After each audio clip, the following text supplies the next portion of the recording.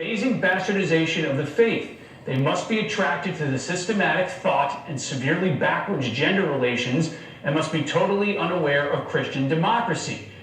Who is now the campaign communications director for Hillary Clinton, Jen Palmieri, responds, quote, "I imagine they think it is the most socially acceptable, politically conservative religion. Their rich friends wouldn't understand if they became evangelicals."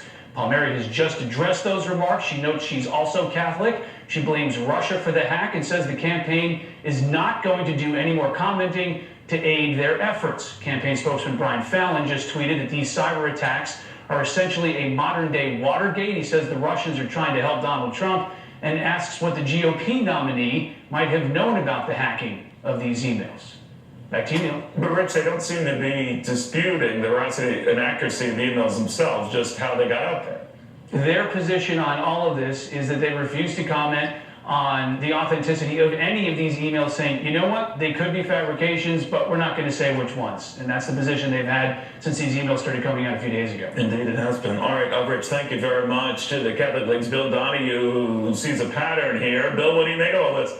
Well, yesterday I said that Hillary Clinton, while she was implicated in one way, she's not morally culpable because John Podesta was involved in an exchange, even though he didn't participate verbally. He was involved, although not integrally, in some kind of exchange about anti-Catholic remarks. You just played them accurately. But today I'm calling for him to be canned. Now we have a much, much more serious development.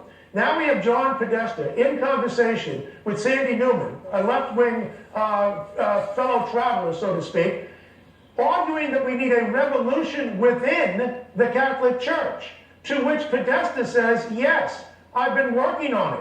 That's why we created the Catholics United and Catholics Alliance for the common good.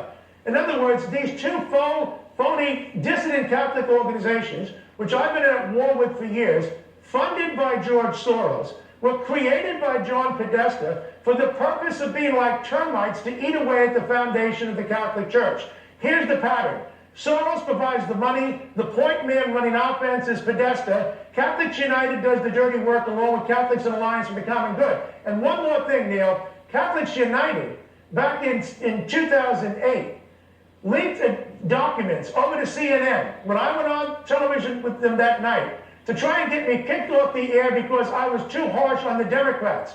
1 month later, right around Thanksgiving in 2008, those same documents, which, by the way, somebody at CNN was gracious enough to leak them to me, that's why I knew them, I get a summons from the IRS saying that I'm under investigation because I'm too critical, violating the IRS code. It was strikingly similar. I had the documents. It was, in fact, George Soros' money behind Catholics United with Chris Corzine, who contacted CNN, trying to get me kicked off the air. Well, the bottom line is it's weird, but back to this.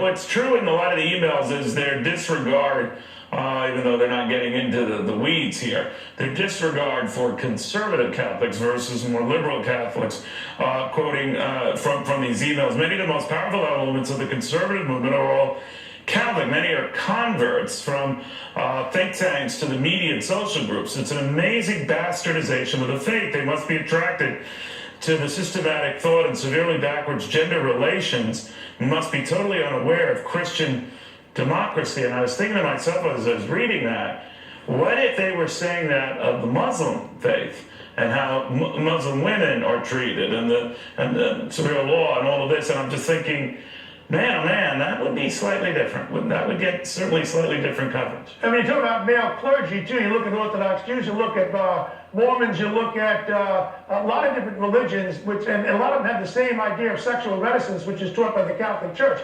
I can put up with some stupid comments made by these people. What I can't put up with, beyond the bigotry, is when there's an integral plan setting up phony organizations to create a revolution, which is their term, within the Catholic Church. This is far more serious. John Podesta has to go. Hillary Clinton is now implicated. That's her campaign manager. No other religion would put up with this, and Catholics aren't either. But it's not just Catholics, right? It's evangelicals. It's those who are religious. It's those who have some values that they think are not in lockstep with the liberal movement. They all but say that. Now, they get dismissed as saying, all right, we're not going to talk about it because the Russians are leaking them. We're not going to vouch for veracity of one versus the other. But what's clear here is a dismissive view of the very religious, more to the point the conservative religious, as if they're all hypocrites. Well, that's true, that they're disdainful of evangelicals and disparaging of Catholics, but the latest developments, which I just posted here about an hour ago, show that there's a concerted effort, and has been for years, on the part of John Podesta to create phony Catholic organizations, Catholics in name only, to create dissent, manipulate the public opinion, and work against the Catholic Church. This is far beyond any kind of bigoted comment. I don't want to hear one more person tell me about somebody else speaking in a vulgar manner. We have people acting like termites, trying to destroy the Catholic Church from within. It's now out in the open. It's not Bill Donahue's opinion. It's there in black and white. Well, you got to read these emails, and they're a little jolting, whether you're Catholic or evangelical or even religious, but you are summarily dismissed by the powers that be in that campaign. All right, my friend, thank you very, very much. Bill Donahue. Thank you. All right, two different events going on right now. We have Hillary Clinton speaking.